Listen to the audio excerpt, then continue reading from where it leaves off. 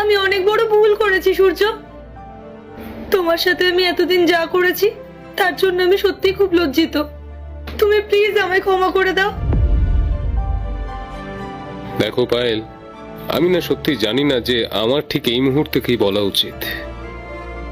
তবে পায়েল, আমি এটাও কিন্তু বুঝতে পারছি যে তুমি ঠিক তখনই আমার কাছে ফিরে এসেছো যখন অন্য একজন মানুষের কাছে তুমি ধাক্কা খেয়েছো। আমি তোমায় খুব ভালোবেসেছিলাম পায়েল।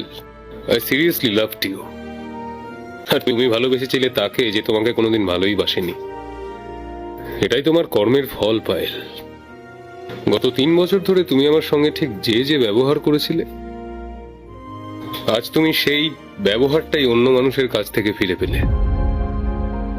আমি জানি পায়েল যে তুমি চাইছো যে এখন আমরা এই 3 বছরের ঘটনাটা সম্পূর্ণ ভুলে গিয়ে আবার প্রথম থেকে একসঙ্গে সবকিছু শুরু করি, কিন্তু সেটা তো হতে পারে না পায়েল। আর তাছাড়াও আমাদের মধ্যে ডিভোর্সের কথাবার্তা তো পাকাপাকি ভাবে হয়ে গেছে, তাই না?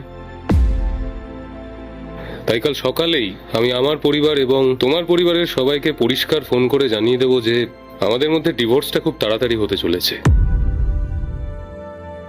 না সূর্য, আমি তোমায় ডিভোর্স দিতে চাই না। আমি তোমার সাথে থাকতে চাই। আমি চাই যে আমাদের এই সম্পর্কটা আবার নতুন ভাবে শুরু হোক। আর আমি তোমায় কথা দিচ্ছি, আমি জীবনে আর কোনোদিনও তেমন কোনো কাজ করব না যেটাতে তুমি কষ্ট পাবে। প্লিজ সূর্য, আমায় একটা সুযোগ দাও। দেখো পায়েল, তুমি নিজেও খুব ভালো করে জানো যে তুমি আজকে কেন আমার কাছে ছুটে এসেছো। কারণ আজকে ও তোমাকে মেনে নেয়নি, সেজন্য তুমি আমার কাছে ছুটে এসেছো। কিন্তু আজ যদি ও তোমাকে মেনে নিত, তাহলে কি তুমি আমার কাছে ফিরে আসতে না?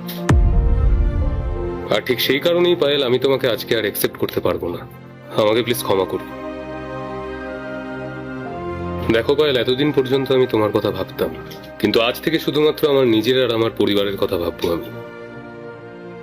আজকে ও তোমাকে ছেড়ে দিয়েছে বলে তুমি আজকে আমার কাছে এসেছো। কালকে তোমার অন্য কাউকে পছন্দ হবে, তারপর তুমি আমাকে ছেড়ে আবার তার সঙ্গে চলে যাবে।